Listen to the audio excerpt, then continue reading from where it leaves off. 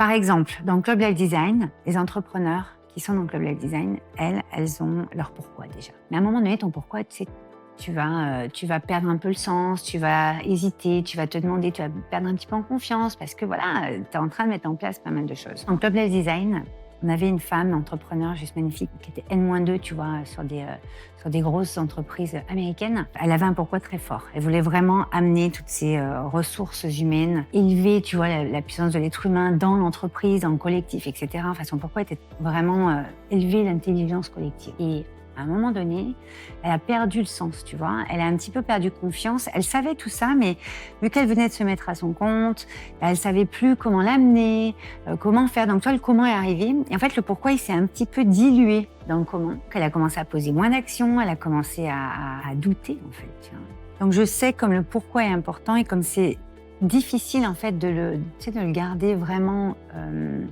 ouvert et clair. Donc, le club, il est vraiment là pour te permettre de ramener de la clarté, de l'alignement et de l'ajustement à chaque fois que tu perds un petit peu le sens, que tu t'écartes un petit peu du chemin. Et justement, pouvoir mettre en place des choses, des actions, des projets, tes idées dans tes offres qui vont te permettre de faire des choses que tu croyais inaccessibles jusque-là. Avec un environnement soutenant, la direction, elle est extrêmement claire. Tu ne peux pas faire plus clair.